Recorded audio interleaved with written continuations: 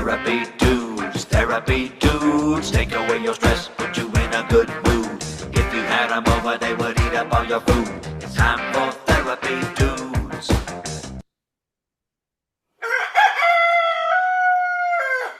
Good morning, Andre. How you doing today? Good. How about you? Um, I am doing fantastic. We are actually going to be talking about anxiety and getting a little personal about what we talked about last time, which was just kind of getting out of the gate on this month's theme. And I also, quick shout out to boulderpsychologicalservices.com, our sponsors. Check out that website. They've got a lot of resources for all your therapy needs, um, including stuff about anxiety.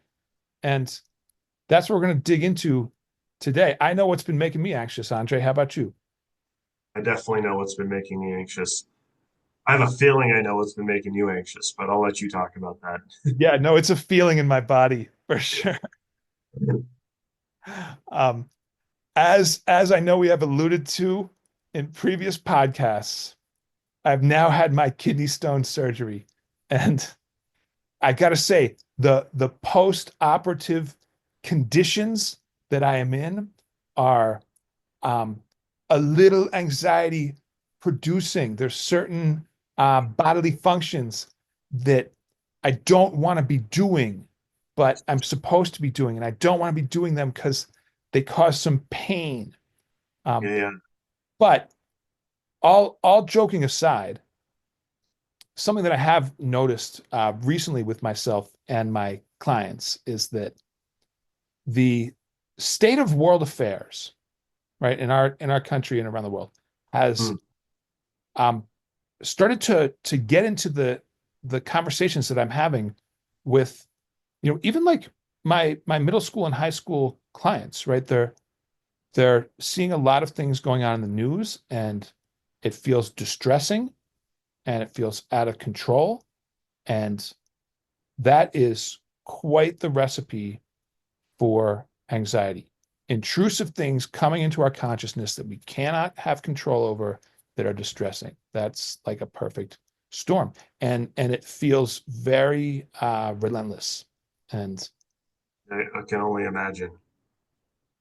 Because you well, got to pay have every to. day, man. This doesn't affect you, huh? You don't know what's happening in the news, huh? I know. I just think you're making it about the news when really it's about the fact that you have to pee every day, and it's just, it's just. I was trying to move on from my I'm body okay. I'm sorry. dysfunction. I'm sorry. Let's not I, make it that personal. I, th- I think our listeners, our legion of listeners and fans, do not need to know the details of, my urinary tract. Okay. Okay. Oh, well, we'll keep that private. Um, yeah, it's quite uncomfortable what's going on in the world. Um, Feels like a lot of countries are ramping things up, and um, it's threatening. And then, there's a lot of opinions that people have about what's going on in our country politically, and um, it seems to be scaring a lot of people. Yeah, yeah, For some reason, I don't know if it's just because in my own world, I'm still like recovering from a lot of stuff that happened, but kind of unfazed right now.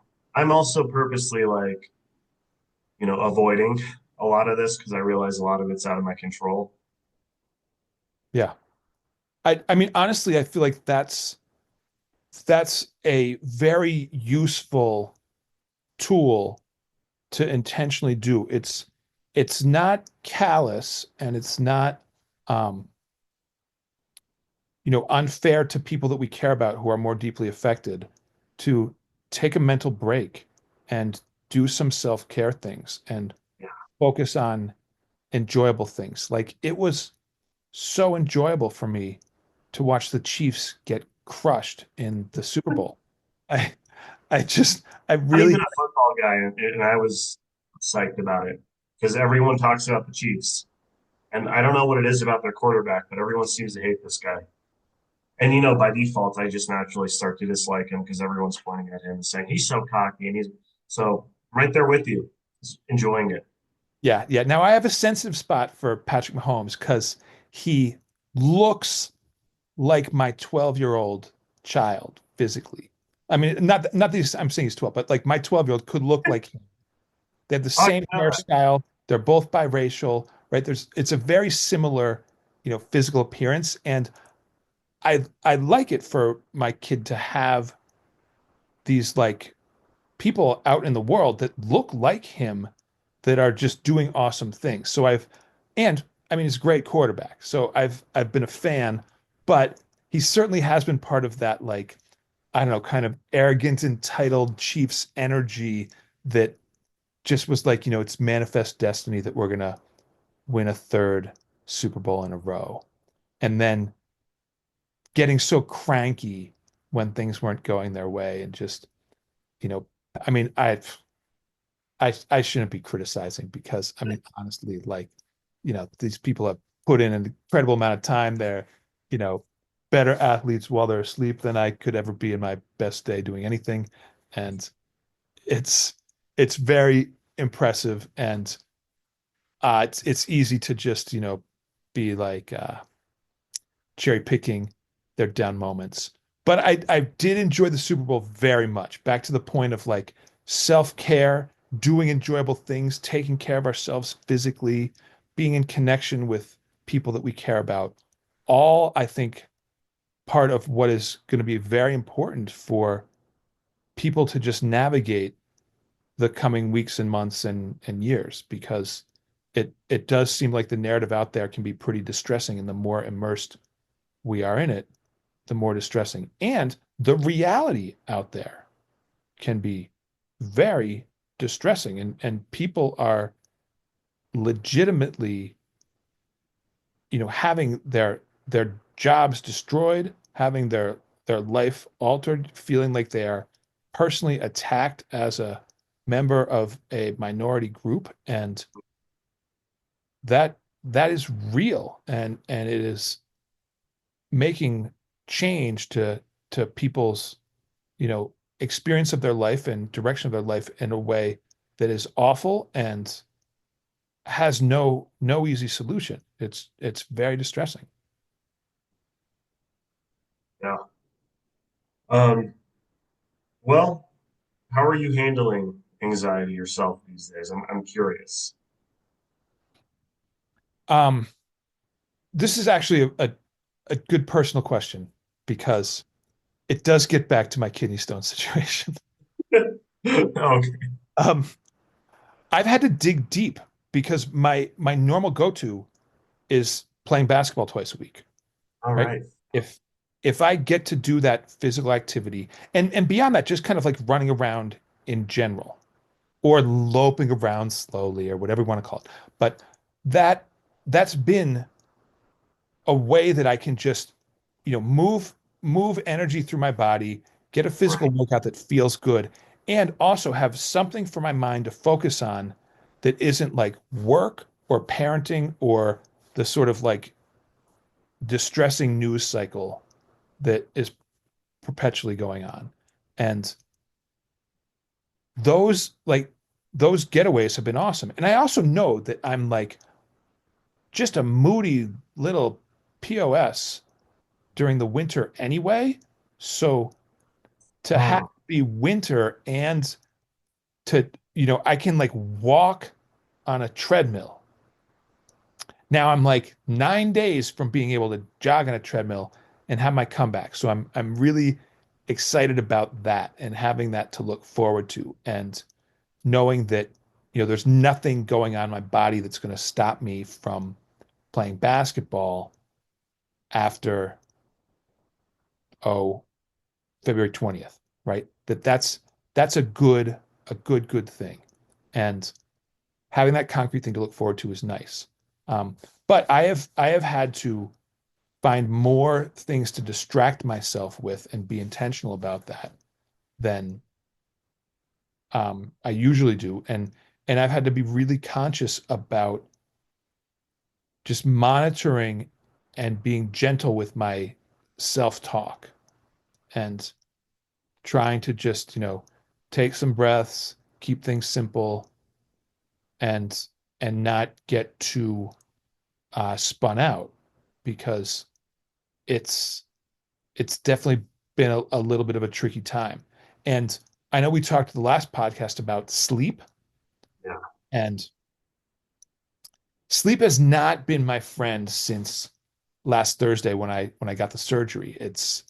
Um it's a tricky time. It's hard to sleep. I'm just kind of physically uncomfortable, and my mind gets anxious about that whole process. So, I mean, I literally get on YouTube every night as I'm going to bed, and I just search up some stand-up comedy.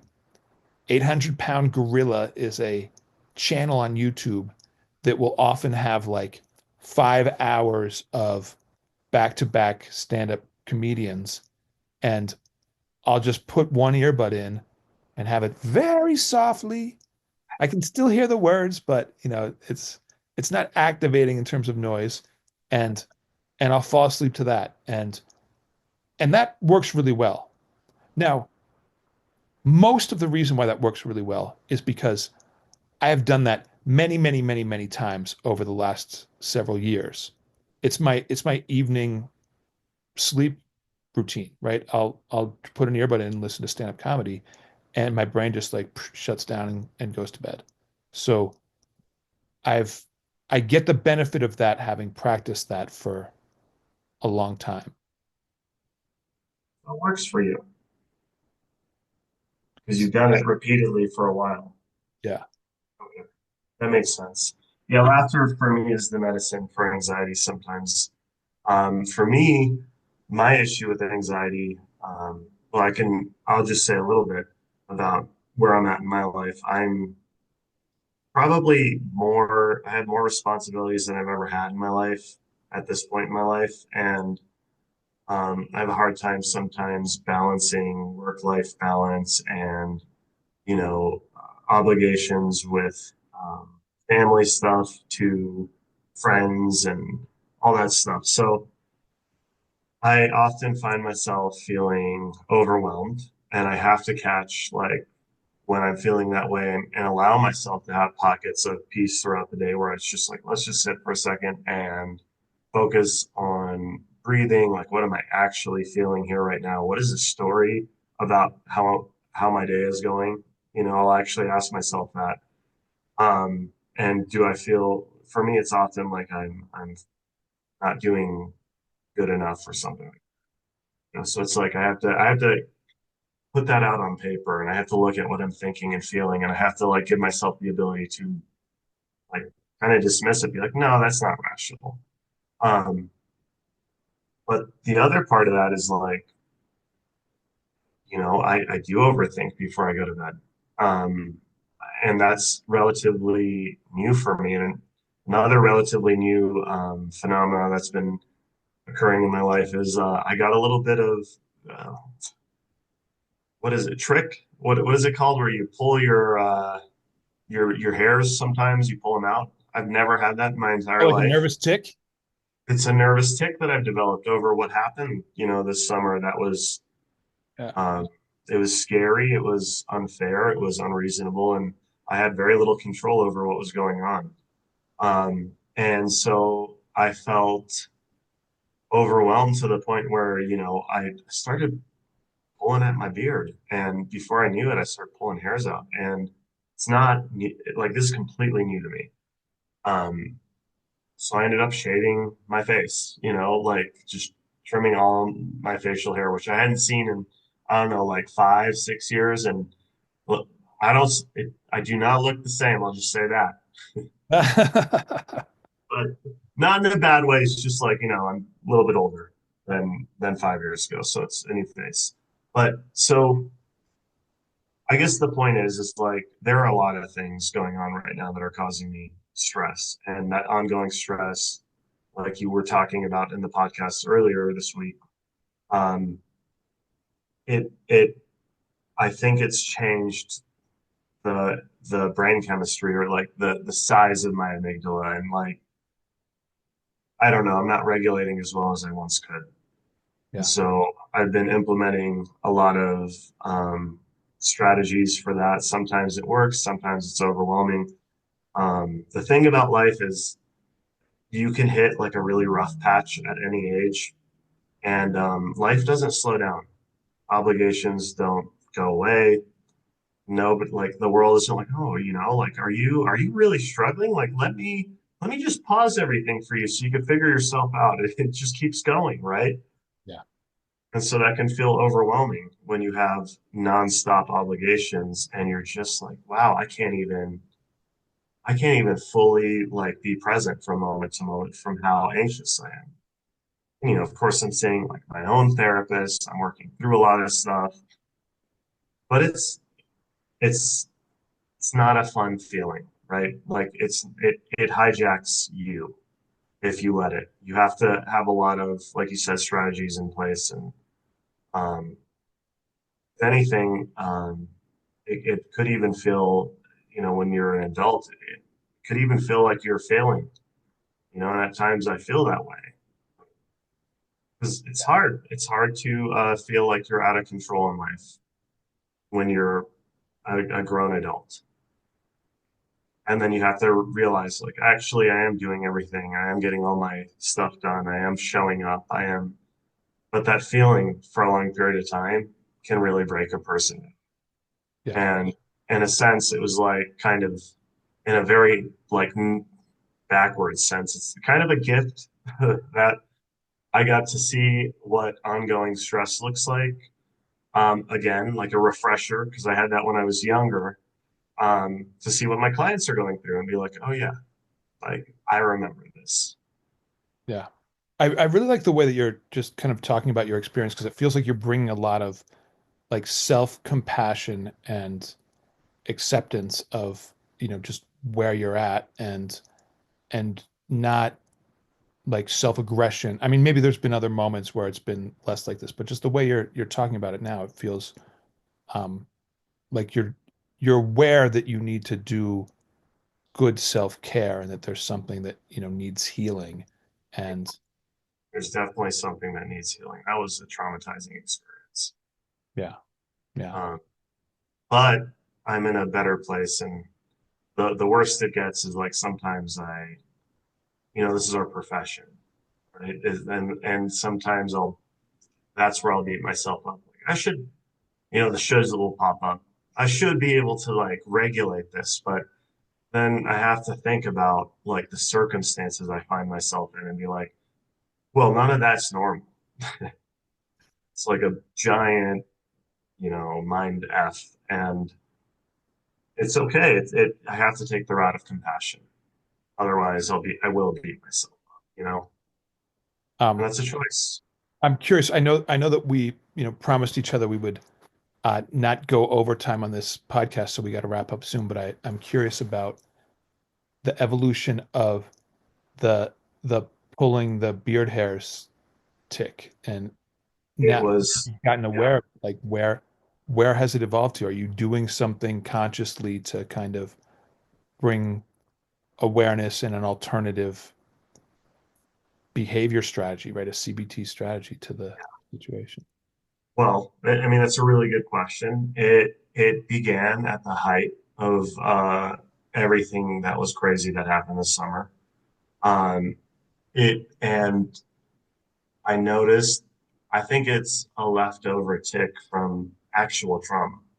Like I actually like will feel this sense of nervousness and not feeling stable about certain things and like everything's out of my hands. And then all of a sudden, before I know it, I've like picked out a hair.